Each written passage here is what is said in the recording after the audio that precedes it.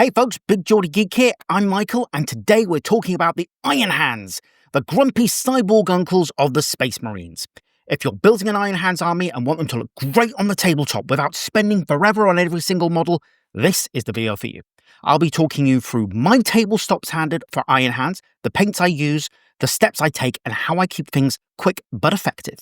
We're not aiming for the Golden Demon here, just clean, striking models that look awesome ranked up on the battlefield and don't take 10 hours each. So if you're into fast, efficient painting that still makes your army pop, especially if you love dreadnoughts and genetic grumpiness, stick around. Let's get into it.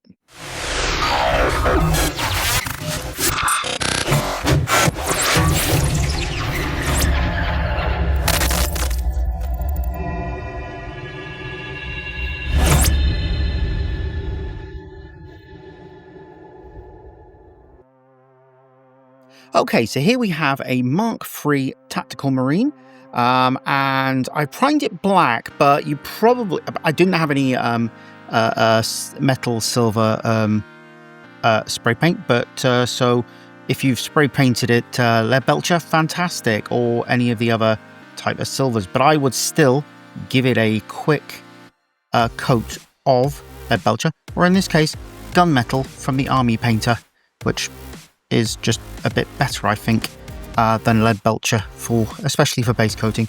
So what we're going to do is going to give this whole model a quick coat of lead belcher, and then I will be back and we're going to start getting the main colour of it. We're doing these black. I know there are some schemes out there which are more silver, and maybe one day I'll do that, but right now I'm doing what I think is the sort of quintessential black Iron Hand. So now that's all dried, I'm going to take some black Templar contrast paint, and I'm just going to pop that onto the armor panels, trying not to get it onto the trim. And what this will do is this will give us a nice, shiny, metallic-ish black finish, which I think works very well for Iron Hands. And just carefully getting it on, not getting onto any of the trim there. If you do get on the trim, just fix that up with some lead belcher. And I'll go around to all this, and I'll come back in a moment when we're and it's all done, and we'll get on to the next step. Right, what we're going to do now is we're going to take some Basilicanum grey, thinned down 50-50 with contrast medium, and we're just going to hit the metallic parts to give them a little bit of a shade. I like this. It's a nice, it's nice. It's not quite as black as Null Oil. It still looks really, really nice from metallics. So I'll hit the big areas of metallics, and then when that's dry, we're going to come back and we'll start doing some highlights.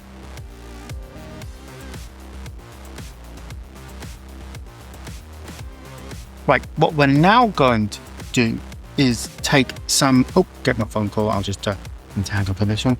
Let's take some Iron Hand steel and highlight the metallics and the black armor. So, if you do splodge a bit, that's fine. Looks a bit like damage, but we'll tidy up where it's a bit daft like that. I've slipped. So what we'll do is we'll go around,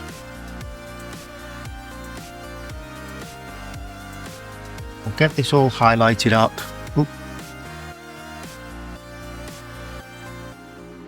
And then we'll come back and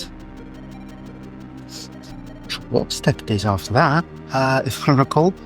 You can also do it a little bit messy as well if you'd like to sort of stimulate, sort of like it's a bit battle damaged, like just sort of stipple around the edges instead of a constant highlight. But I'm going to go with a slightly cleaner look for this. Next, we're going to take some grey Seer, and we're going to establish a couple of things here. First off, we're going to do the gun casing, because the Iron Hands have white gun casing. I know some people do just plain old steel, but I like the white. I think it's, it's very traditional for the Iron Hands. I think it adds something. So on the outside, thin this down, because, you know, white is one of those colours, because it's got so much pigment in it, it can get quite thick, so you do need to thin it down. And then we're going to take this, I'm just going to pop that into the eye sockets here, and we're going to, so that we can get a bit of colour in there in a minute to sort of add those. I mean, this is mostly done now, so pretty much what we got left is getting this the gun ring finished. The next step, we're going to take some Talassar blue contrast paint. We're just going to drop that in the eye lenses to give a nice blue sort of finish to those. And that's pretty much this guy's done. I don't have any iron hand transfers, but what I need to do is finish the gun. So let's get on with that. So the first thing I'm going to do is going to take some Runelord brass. I'm going to drop this in the sort of the magazine to give some colour to his bolt shells. Oops, sorry. Okay, so there we go. Nice colour on the bolt shells. Then I'm going to take some Army Painter Matte White, which is going to give me a second. I'm just going to pop some on the palette and water it down a little to highlight. So matte white from the Army Painter, or alternatively white Scar, or any sort of bright white paint really. I'm going to use this to sort of highlight the bolter.